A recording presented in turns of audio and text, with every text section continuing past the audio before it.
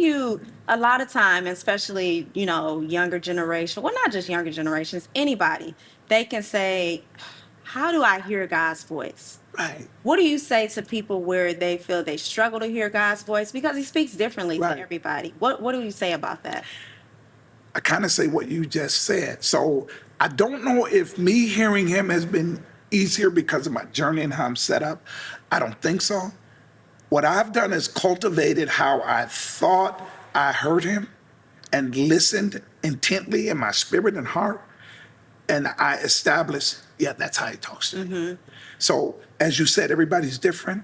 Some people, it may be audible. He would never speak to me audible in an empty room. I'd make a new door, so he knows I can't do that. How they will get an inkling from the Holy Spirit. They'll start wondering, like, with certain things, like, is that how God talks to me? And then they're going to have to do the work to narrow that down. You know what I mean? It's like every athlete has something in there, whether it's their shot, their run, or something that they're always working on. You'd be so much better if when you golf, if you turn your hips just a little bit more, or when you do your jump shot, your pivot is just not quite. There's always something. It's the same spiritually. So God is trying to speak, and you say, man, I wonder if that was him. But then also, when you look at your life and you look at certain things that happen, you be like, I thought I heard him say, don't go there, or don't do this person. Make a note of that, because that's coming into view how God deals with you.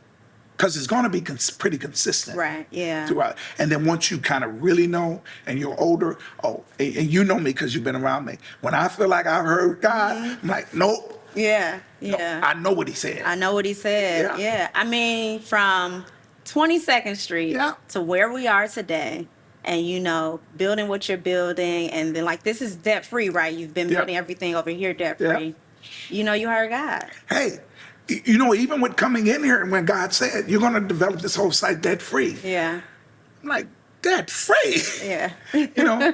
But that's what he said. So I told the people. And that was when the market crashed. And God blessed us and allowed us to do it. We did this sanctuary first and then peeled out from there. Spread it out. But Yeah. And so young people, my encouragement to young people is listen for the voice. Do it intentionally, right?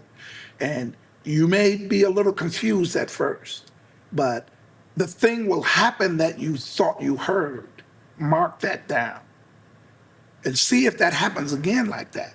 Then you'll start honing in on, okay, whenever my water comes out and it's supposed to be cold and it's hot, that's God. I mean, I'm just saying, no matter how crazy it is, whenever blah, blah, blah happens, I know that God's getting ready to talk to me. Then you'll narrow it down.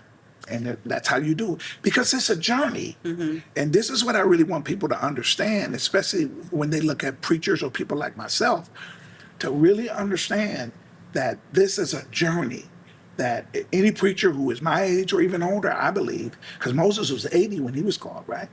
But any preacher who would tell you they're done or they got it all, they don't really know God, because the whole thing is a journey. And I tag, enjoy your journey. And so that's what I do. But yeah.